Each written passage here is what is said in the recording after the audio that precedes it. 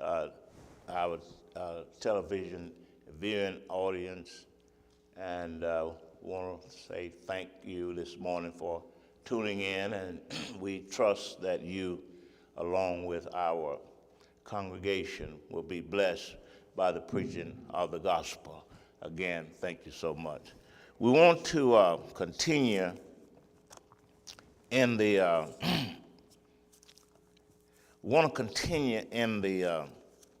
preaching that we had begun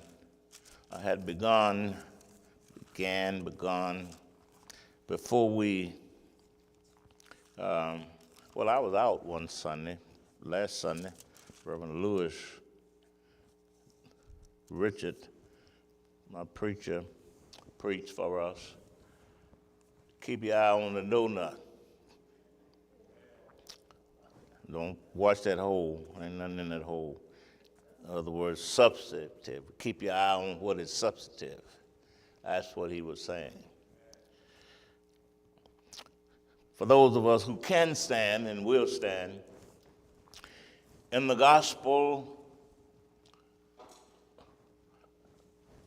in the epistle of 1 Peter,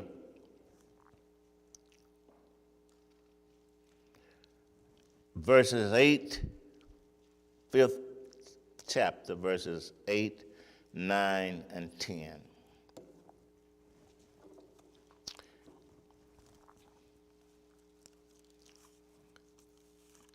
Actually, it's 10 verses, 11 verses, the whole chapter that we're concerned with, because it's teaching about one thing, and that is how eldership ought to operate in the Christian church, and how the preaching, teaching elders. He's not talking about the leadership elders. He's talking about preaching elders, the ones who sound down the word of God, who establish the doctrinal position of the Christian church. Those are elders. You got leading elders, and you have teaching, preaching elders, one that do the leading of the body, and then you have elders that do. We're not set up on the eldership, so you don't have to worry about it, but it's good to know that. It says, be sober, be vigilant, because your adversary, the devil, as a roaring lion, walketh about, seeking whom he may devour, whom resist steadfast in the faith, knowing that the same afflictions are accomplished in your brethren that are in the world. But the God of all grace, who has called us unto his eternal glory by Christ Jesus, after that you have suffered a while, make you perfect, establish, strengthen, and settle you. To him be glory and dominion forever and ever. And rightfully so. After that, the only thing can be said is amen. A few things about preachers and pastoral ministry. You may be seated. A few things. I want to say a few things about the ministry. And let me say this, I'm not just talking to preachers, I'm saying this in the light of the preacher, pastor is the primary person in the Christian church, as far as its population is concerned. He is a person who bears the responsibility of that leadership and that preaching and teaching, and set the tone, tenor, and direction of which the church is to go. And he does that not alone, but he does that with the aid and with the support of other leaders as well as the membership at large.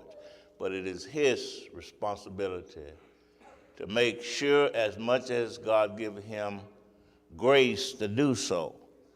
And churches really a whole lot out of sort nowadays. You can find whatever you want to find.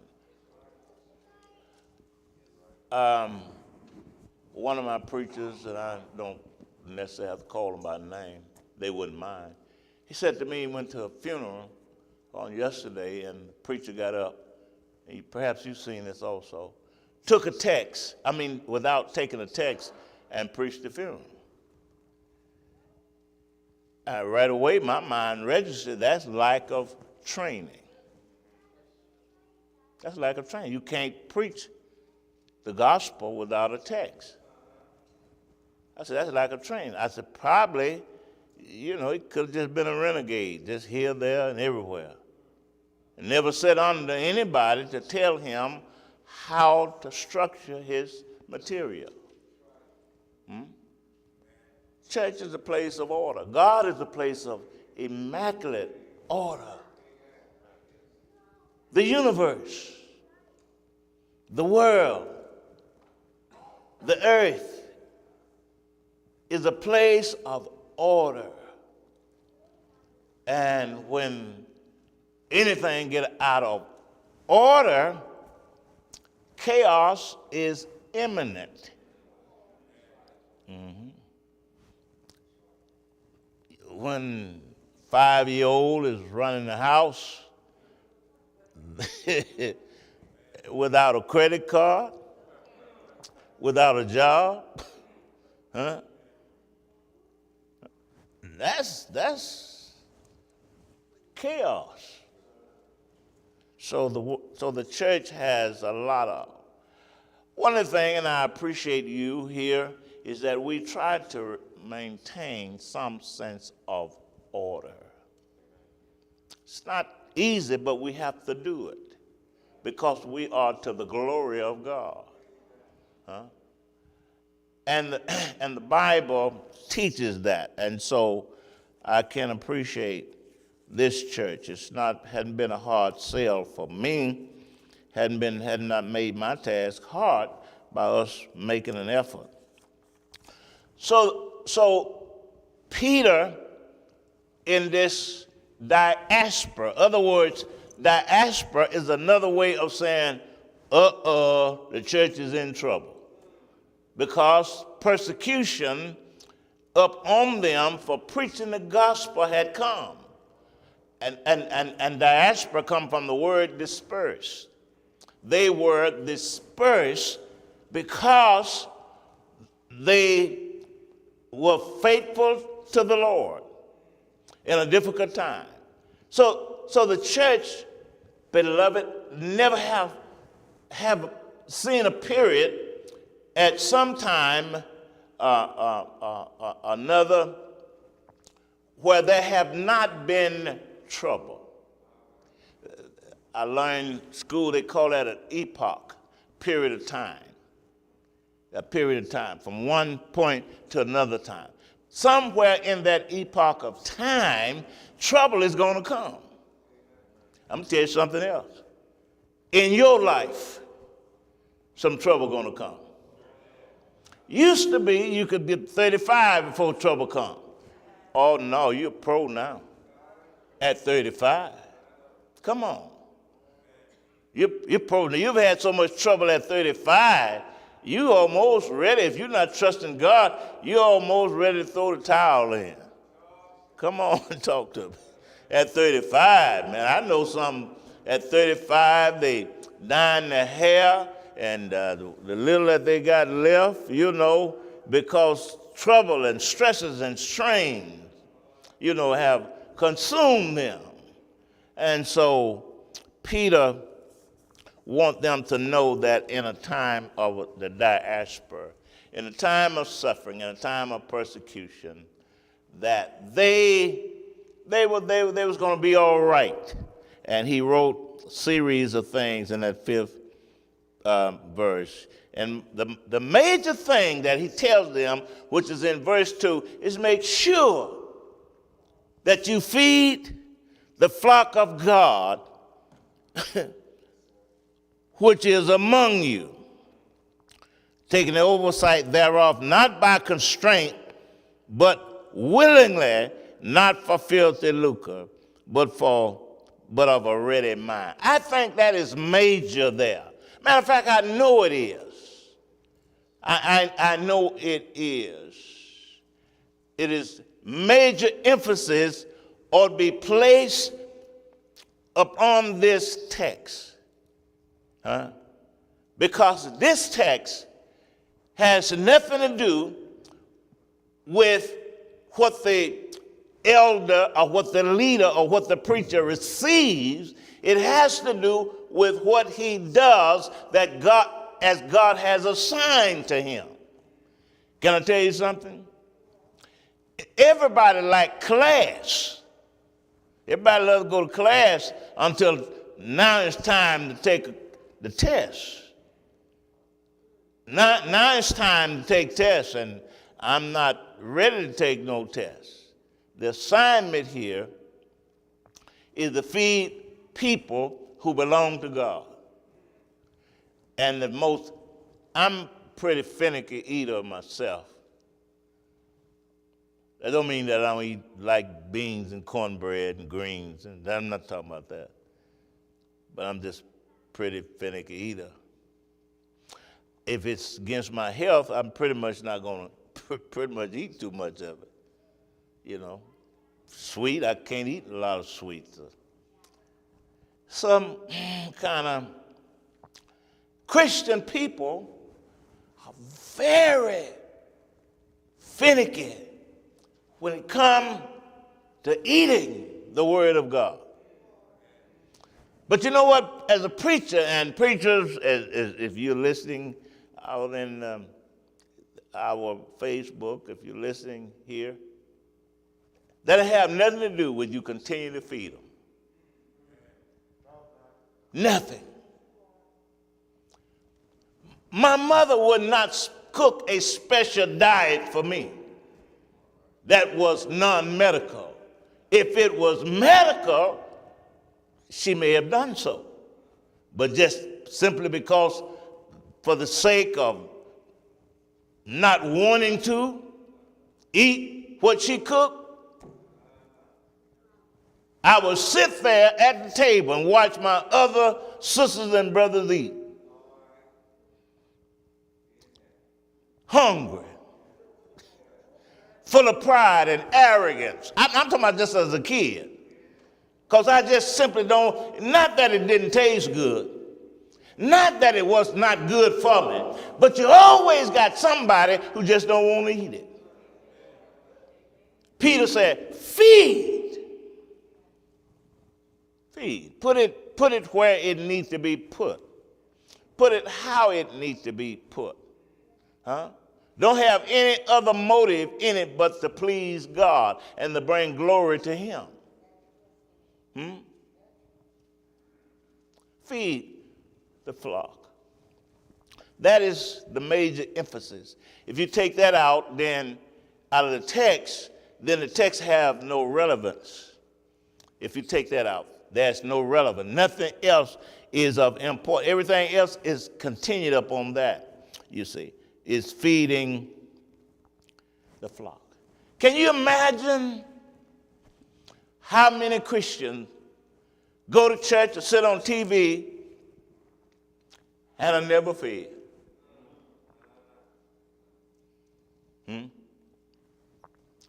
Because the emphasis of the preacher, pastor, is somewhere other than feeding the flock. Because wherever the emphasis are, that's where the preparation must be. Come on and talk to me. Have you ever seen anybody ever get up to do something that they weren't prepared to do? You getting ready to see yourself a mess. Man, I've seen people, I get up and I feel sorry for them. I said, man, I wish that he hadn't put himself through that. Because, what did he say? Oh, Lord, my wife said, you real critical. I'm not critical. I'm just concerned about what I eat. I won't eat anything. Because we are not serve anything. And so he wants them to know that. Every time I get up to do something my way, God takes it another way. I wasn't intending to preach this like this morning. But anyway, that is the point of emphasis. Didn't he tell you about your conduct, how you are and how you ought to humble yourself on God's mind? Didn't he tell you how you deal with, in an overall, in a general manner, he tell us how we ought to deal with worry. How we ought to deal with worry. One thing that the people of God does not need to see in the man of God, in their preacher, is a man who worries all the time.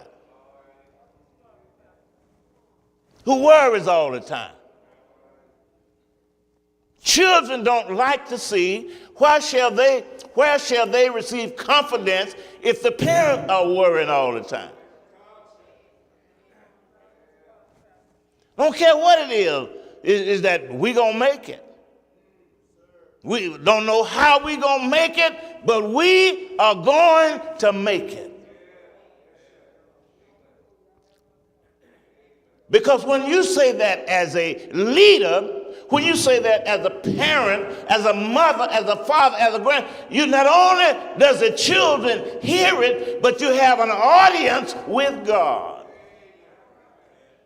God says they want to make it. Let me spring into action. Let me get in the middle of this. They want to make it. And God began to move things around, began to change people's mind, began to change your situation. And all of a sudden, you singing now. He may not come, shucks, when you want him, but he always on time. You've been there. You've been there. He's always on time.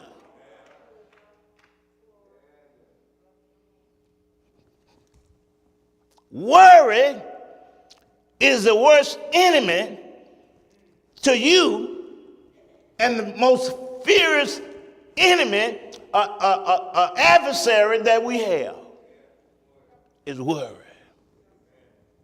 Worry paralyzes you. It intimidates you. You want to go in that door, but you're scared to reach for it. I know the word is afraid. Worry.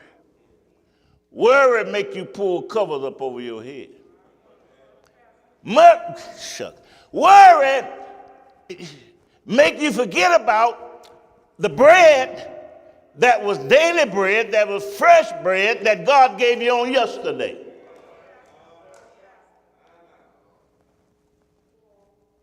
A whole lot never get accomplished because it's never sought, because of the adversarial action of worry. Can I tell you what worry is? It's a sin. Satan came to rob and to steal and to kill. But I want to announce today that the church is doing what God said it would do. It's built on a rock. And upon this rock I shall build my church. And the gates of hell, worry, stands in the gates of hell category.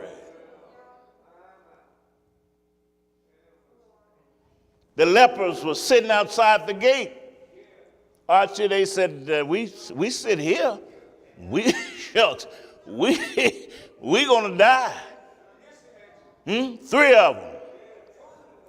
They said that there's nothing inside. We know that. But there's an enemy camp down the road. We're gonna get up and we're gonna head to the enemy camp.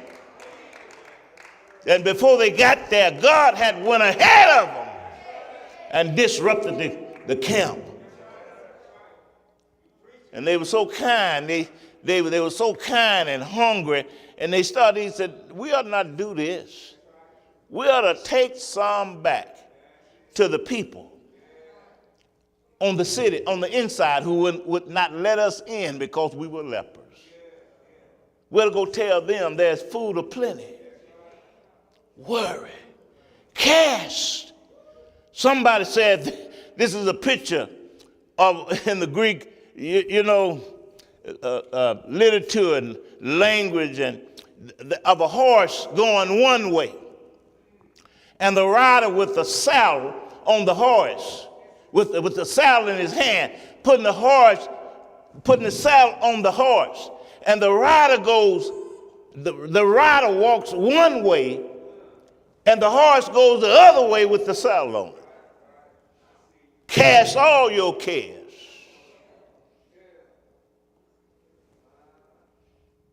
From the Lord. You're not constituted. You don't have the strength.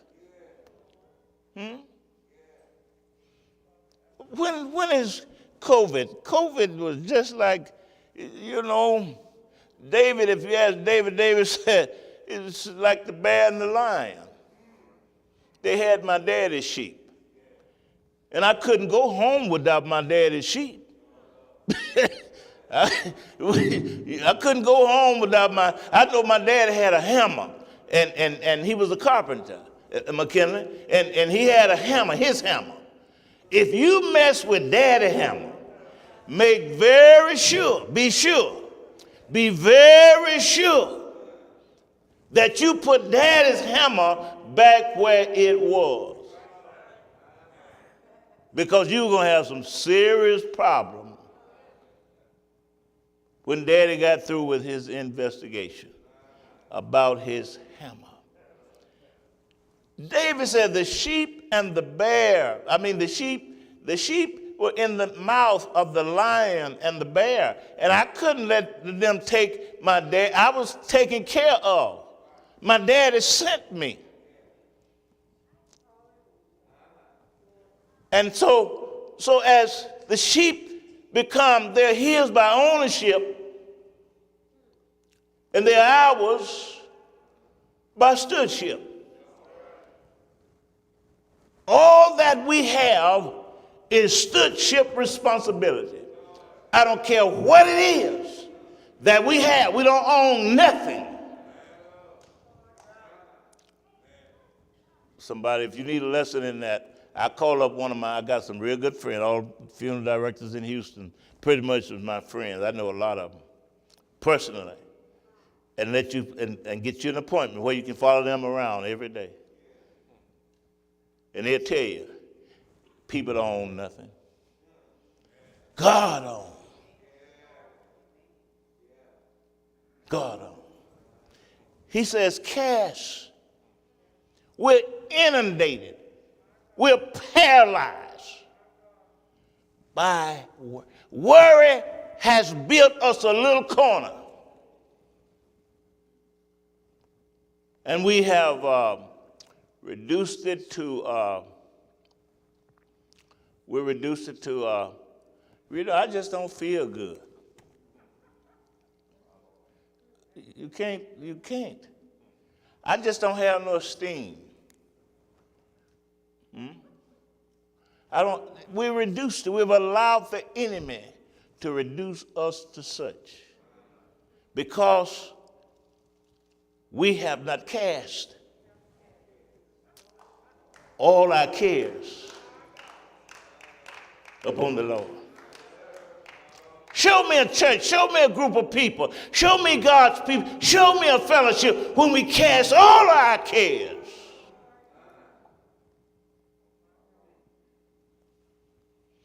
Because when we cast all our cares upon the Lord, then we began to do other things as it relates to our personal relationship with Christ, with God through Christ. And so he says that. And then he says this, and And then he says for us to be sober and vigilant. Those two words of observation there. Sober. You got to be sober to be vigilant. You're not sober. Sober means sober. Mm-hmm. Unimpaired. Your mind is clear. Your thinking is clear. Your thinking is Christocentric. Can I tell you one thing? I don't remember not one of my grandparents, not one of them. And I'm quite sure they were lovely people. And I don't remember my grandpa on my daddy and on my mama's side. Or my grandmother on my daddy and my mama's side. And I'm quite sure. But here's one thing I recognize. And I know we have a tendency to gravitate to grandparents. And I know by my own experience now that grandparent ain't God. I get people getting theological debates about that grandmama said, that granddaddy. I don't care what grandmama and granddaddy said, they not God. God is God. He says, be sober, be vigilant. Vigilant means observe, to see. Not just see, physiologically. This is a spiritual application that we're making here. He said you ought to be able to see into life to some extent. Now, what happened on yesterday, last year, you ought to be able to see.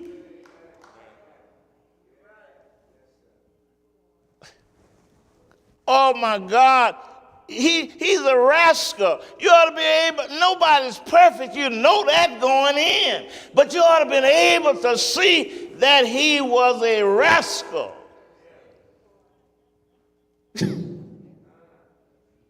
He wasn't after you. He was after what you had. Be sober. Peter says, these people in this diaspora, the enemy, they're not playing with you. Can I tell you something, Christian child, this morning? Stop laughing at other believers when they fall into a fault. Because when you laugh at them, you're laughing at yourself. Many of us, you need to stay off Facebook and chat room and this and that, talking about other believers. All you're doing is setting yourself up that the Lord said, well, since you that strong and whatever else, I'm going to see what the devil is. Do he want to have an appointment with you?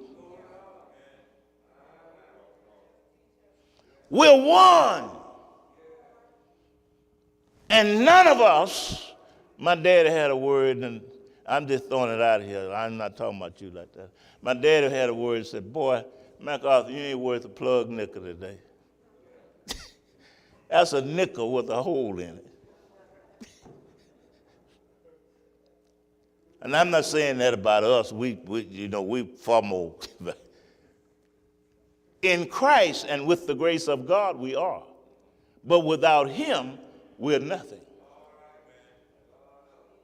We're nothing. So he says to us, is that be vigilant, be sober. Man, I got at least 10 more minutes because I said yeah. Is this good? See, the devil wants to destroy us. What we've done is this. See, COVID worked for the devil in a compound way. In other words, we're still dealing with daily cares. COVID was not a daily care. But it became, on top of our daily cares, the most urgent care there is. I wish I had somebody. It compounded. Your daily cares are here. These are your daily cares. They're not going away. You got to provide for your family. You got to do this. You got to pay car notes. You got house. You got to do all of this. Medical bill. You got to do all of that. You got to be in worship and all of that you have to. But here comes COVID alone and compounds itself on top of that. Now you got all of that plus COVID. And you sit holding your head, holding your hand, how we going to make it? The God who walks around, who sits on the circle of the universe, sits on the circle. And he look among the inhabitants of the earth. That's how we're going to make it. The God who says, stretch out. What's that you got in your hand? What you have in your hand? Some people have a Bible in their hand and they refuse to believe a word of it. Ain't got time to read no Bible. And when you come to your Red Sea, the Lord said, I ain't got time for you because you don't have time for me. I'm not opening up nothing.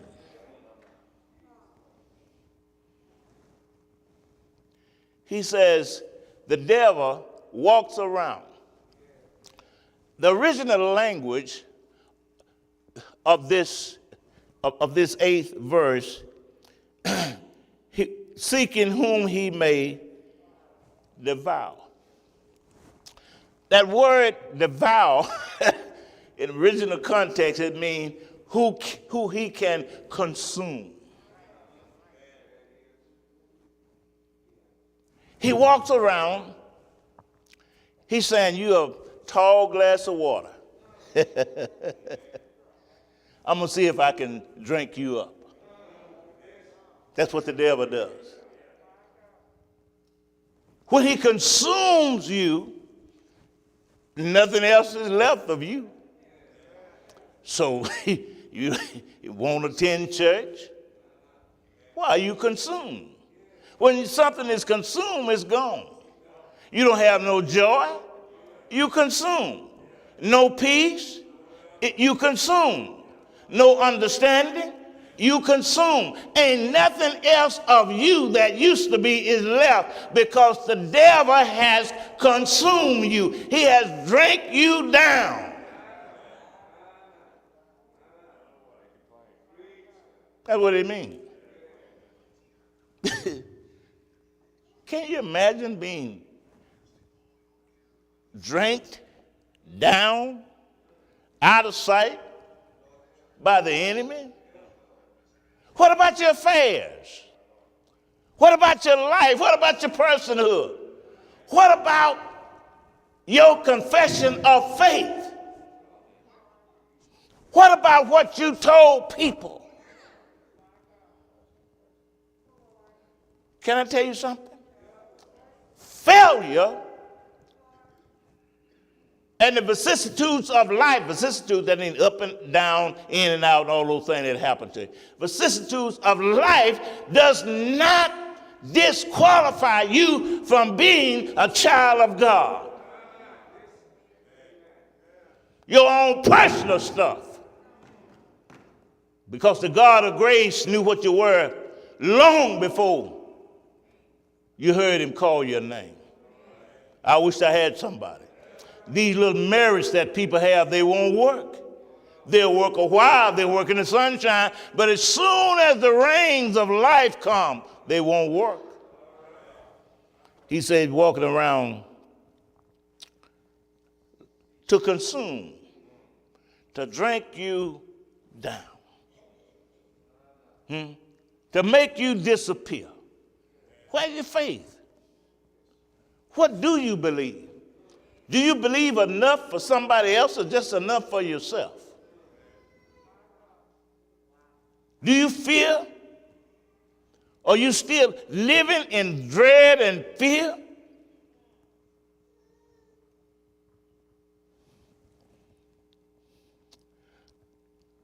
he says, here's how you resist him. You resist him by your faith, by what you believe of Christ. Not what you just believe.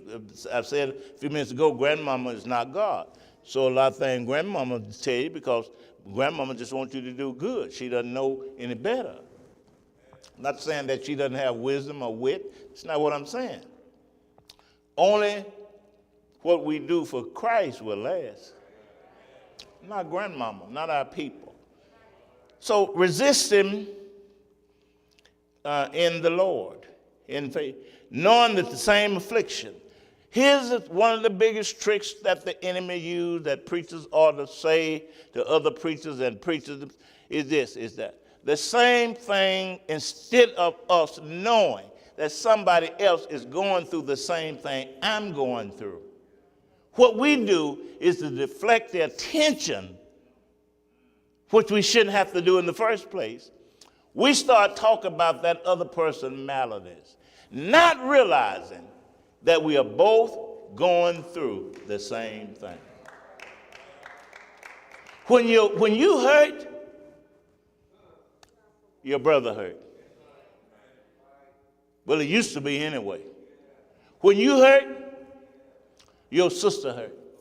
But we have declared war on one another. Y'all remember this? War, what is it good for? Absolutely nothing.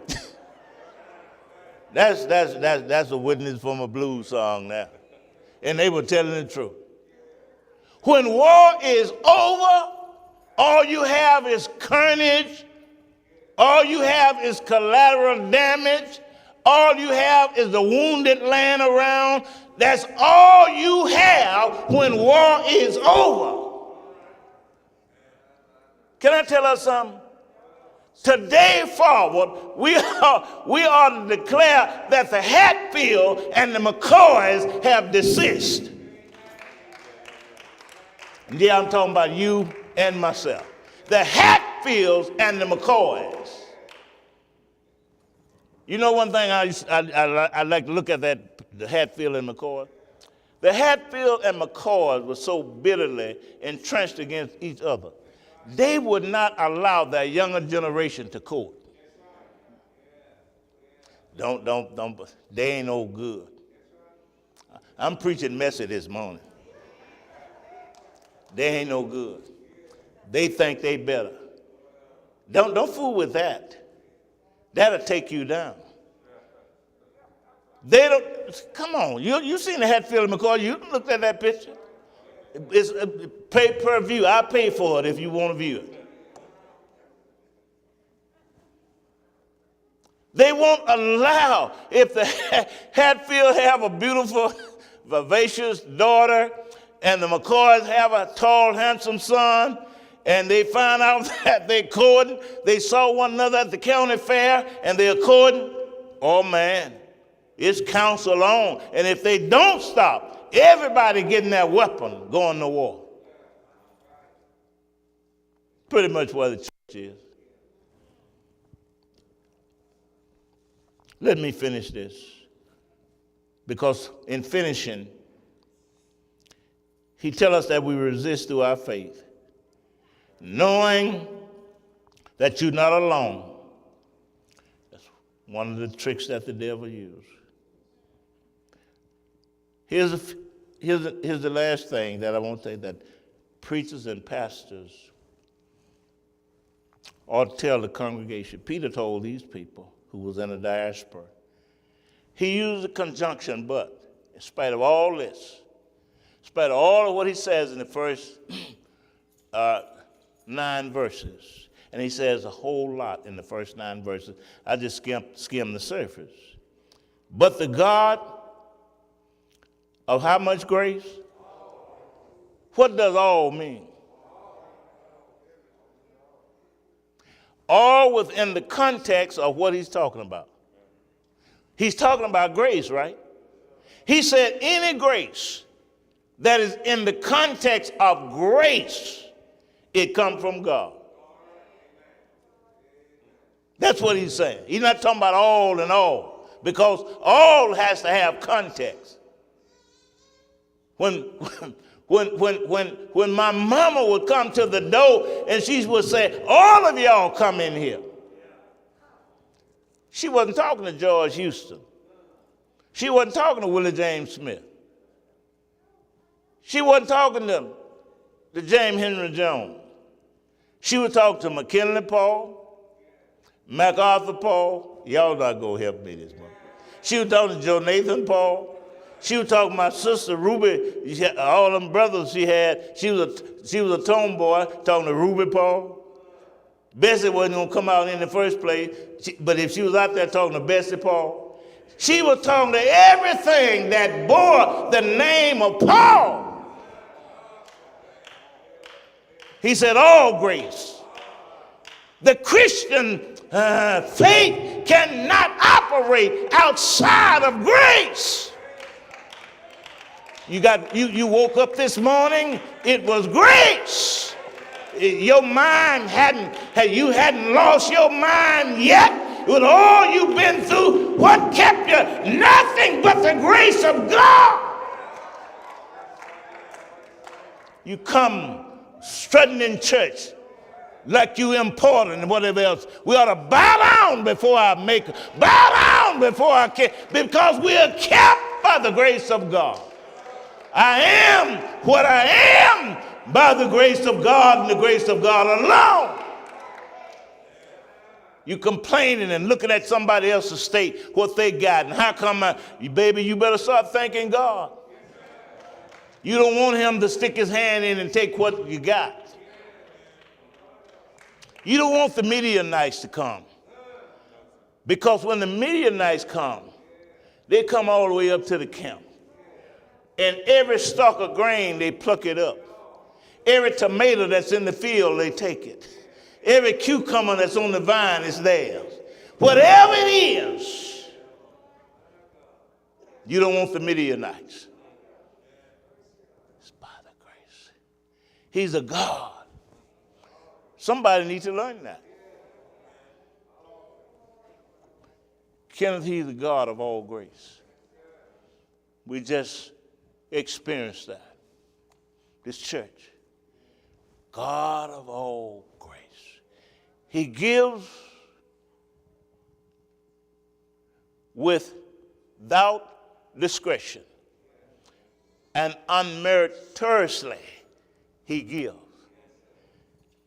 Nobody understands why he's been so good to me. Because for every time you talk about how good you've been, you got to open that other book you've been hiding. You know, we got that other book, got another record in there that we've been hiding. We got the good girl book and the bad girl book. We read out the good girl book. You need to read out that bad girl book too, that bad boy book. You see, I just tell you, I got one. I got a bad boy book. It's not your business, but I do have one. I do have some things in the bad boy book that I don't talk about that all, but I just talk out of the good boy book. But he's the God of all grace, who has called us to eternal glory. You mean to tell me that I'm basking, I'm resting while I'm complaining, while I'm cursing the darkness around me, that I am standing positionally and should be practically in eternal glory? Exactly so. I'm going to tell you how they said. You're a Christian. You ought not be acting like that. Why? Because you're standing in eternal glory.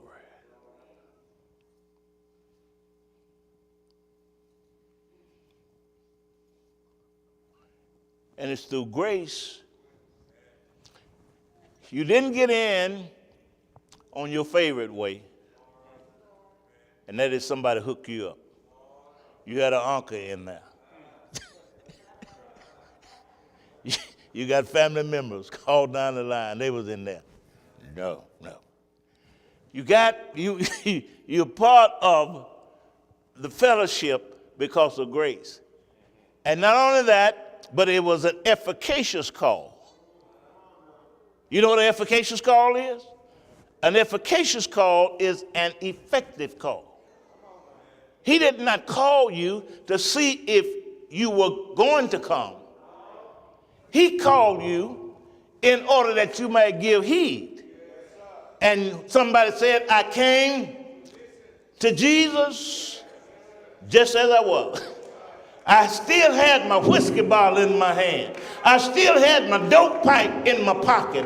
Yes, sir, I still had all of whatever I had, but I came to Jesus. Why? Because you can't deny an efficacious call. Hey, you can't deny it. You got to rise up. When he called you efficacious, you got to get out of there. You got to say, I'll see y'all. You got to say adios. You got to say goodbye. When he called you, you got to leave where you are, and you will leave what you're doing. Can I tell you something this morning? And I'm getting out of here. I ain't going to fool with these other people. I need to tell you that there's not too much preaching that demands an efficacious call from God. How did you come? I made a choice to follow Jesus. Biggest lie in the world. You didn't make no choice. You made a choice of him after he made a choice of you. You were quickened while you were dead and yet an enemy of God. And you heard your name called, and you got up, and you said, I'm going to make my way to the Lord this morning. So just as I am, I came to Jesus. Just as I am, without one plea, I came to the Lord. Are y'all hearing me? I'm through now, but I want to tell you, I found in him a resting place. And right now, I'm happy this morning.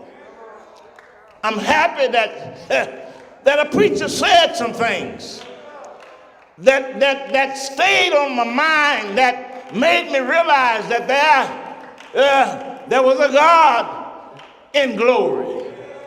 There's a Savior in Zion. And that Saturday evening, I came to Jesus as I was, and I found in him what I needed.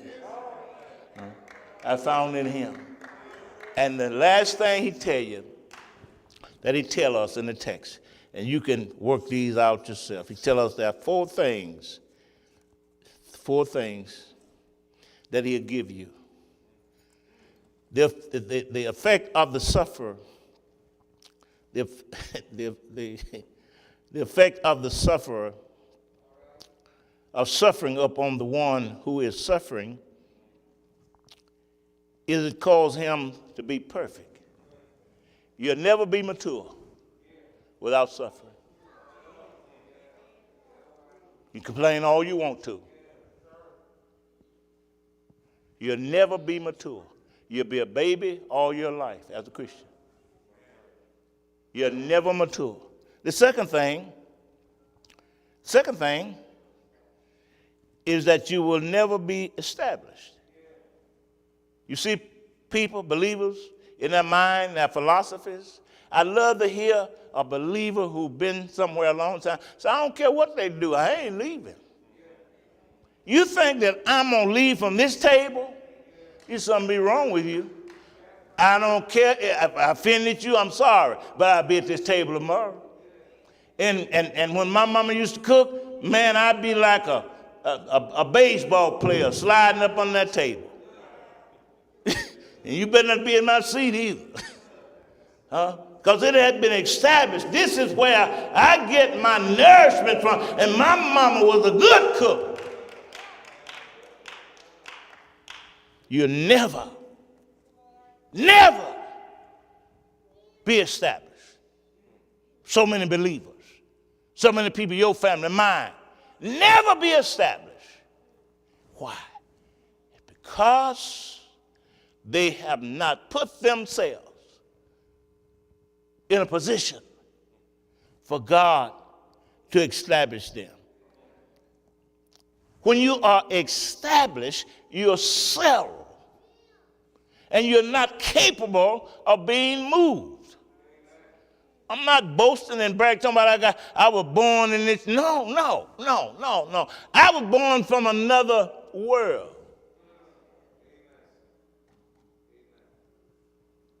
You're not going to run me off. People who leave, they are not established. Then strength means just what it means. You have strength. If you follow the progression of this, you can see it. And then the fourth thing, he sells you. He sells you. You have a foundation. You dug down. You found the rock. You dug down. Through the sand, the mud, the muck, you found the rock, and you build your house on the rock. And now you're settled. You're settled to do and to live and to be a blessing and to be a light and to be salt in the kingdom which God hath given us.